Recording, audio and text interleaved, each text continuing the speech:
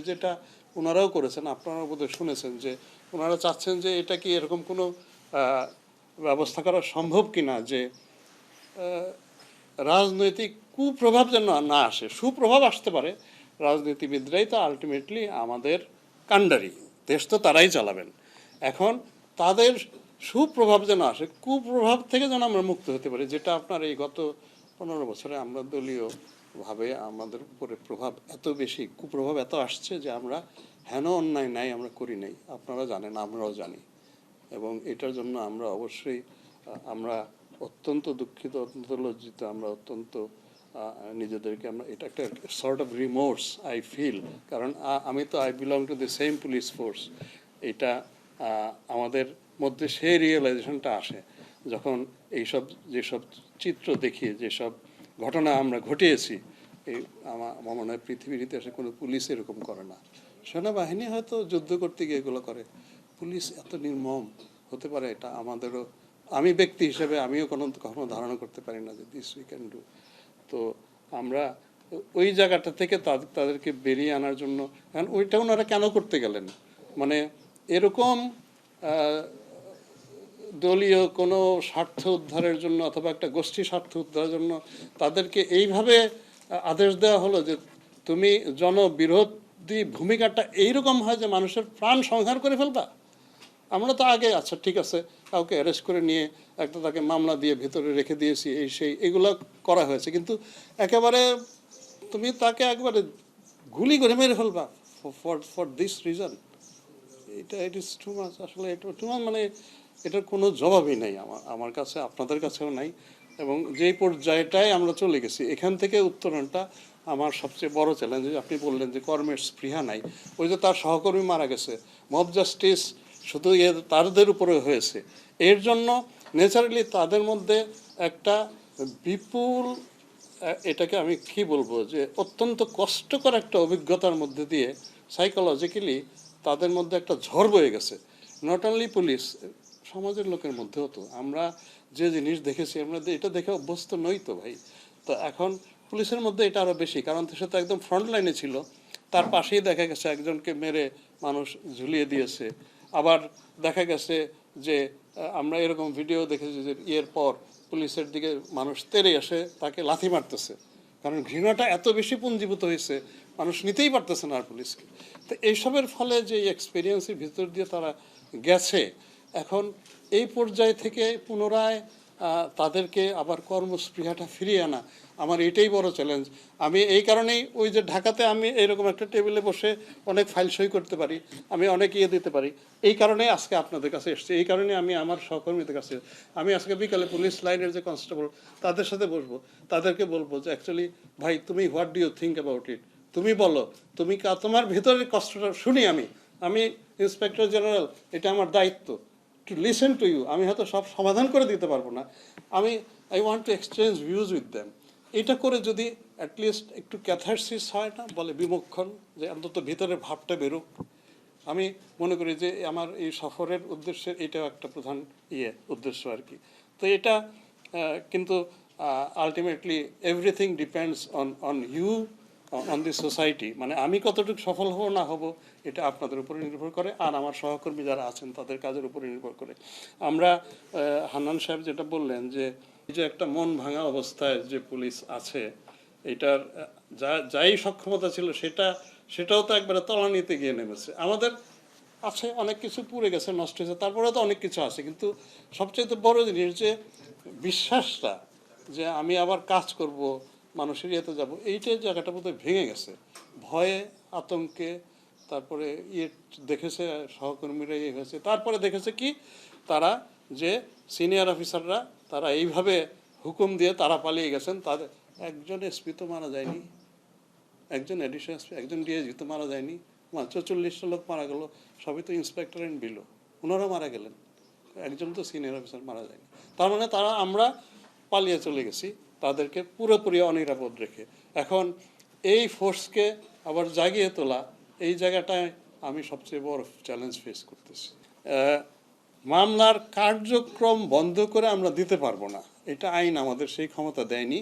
তবে স্বরাষ্ট্র মন্ত্রণালয় এই কয়েকদিন আগে ডিসি, এসপি এবং লিগ্যাল এইড কর্মকর্তা এই তিনজনের সমন্বয়ে জেলা লেভেলে একটা কমিটি করে দিয়েছেন। ওনারা এই যে মামলাগুলো হয়েছে, ওই যেই কথাটা একটু আগে বললাম, ওনারা মামলাগুলো যাচাই বাছাই করবেন এবং তদন্তকারীকে তারা সাজেশন দিবেন, দিক নির্দেশনা দিবেন যে কোন মামলাটা কিভাবে ডিসপোজড আপ হইতে পারে।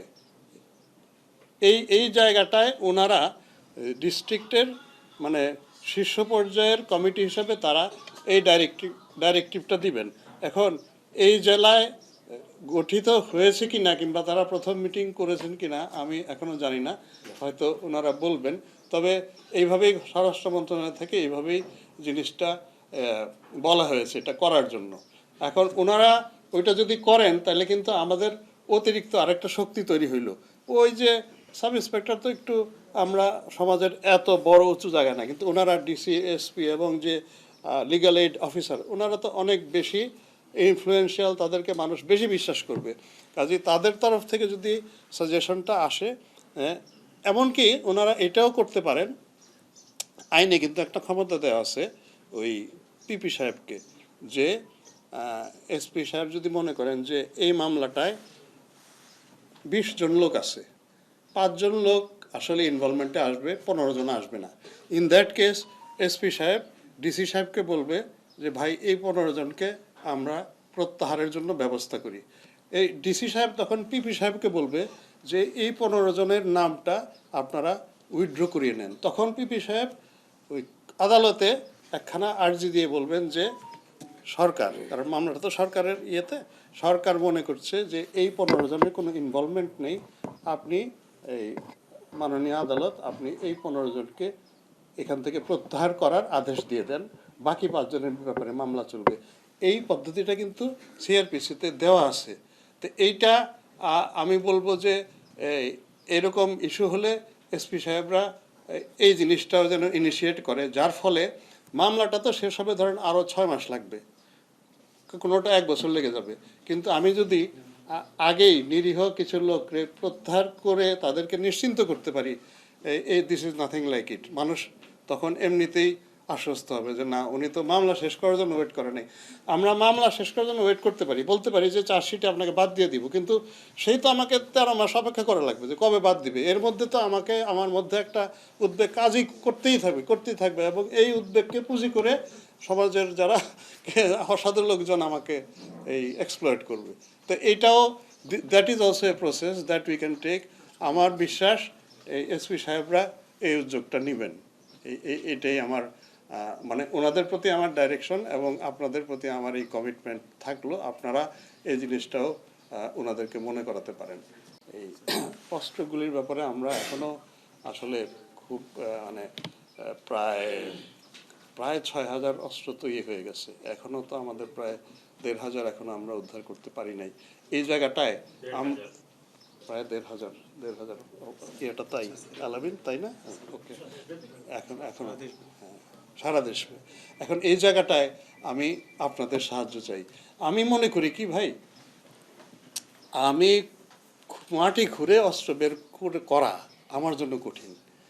আমি যদি আপনাকে উপকার করতে পারি, সমাজের লোকটাকে উপকার করতে পারি, সে যদি দেখে যে না এই পুলিশ তো দেখি কাজ করে, উনি নিজের থেকে বলবে যে স্যার ওইখানে কিন্তু ওই কটা গুলি পড়ে আছে, নিজের থেকে বলবে, মানে if I can earn your confidence, তখন বেরিয়ে যাবে অস্ত্রগুলা। আমাকে ওই যে গোয়েন্দা লাগে মাটি খুঁড়ে বের করতে হবে না। তো ওই জায়গাটা হচ্ছে সবচেয়ে ইজি, কারণ সমাজের মানুষ তো কেউ না কেউ দেখে, জানে। এখন সে আইসা আপনাকে থানায় বলতে পারার মতো তার যে কনফিডেন্স আমি এখনো গ্রো করাইতে পারি নাই। আমি চাই যে আমি নিজে এবং আমার যারা সহকর্মী আমরা এই চেষ্টাটা করি যে মানুষের কাছে যাওয়া, একটু আস্থাটা অর্জন করা, তখন দেখা যাবে যে ওই নিজেরা থেকেই ওনারা বলবে। আর এমনিতে আমাদের যেটা রুটিন করা, এই যে ধরেন অনেকে আমরা সোর্স মেনটেন করি, করি, খোঁজ বের করার চেষ্টা করি, তারপরে গিয়া রাত্রে গিয়া এগুলো উদ্ধার করার চেষ্টা করি, সেটা ট্র্যাডিশনাল যে পথ সেটা তো আমরা করেই যাব, সেটা করেই যাব, কিন্তু আমি মনে করি মোর ইফেক্টিভ হলো যে যদি আমি মানুষকে আস্থায় নিতে পারি, অস্ত্র উদ্ধার হবে, অস্ত্র উদ্ধার হবে।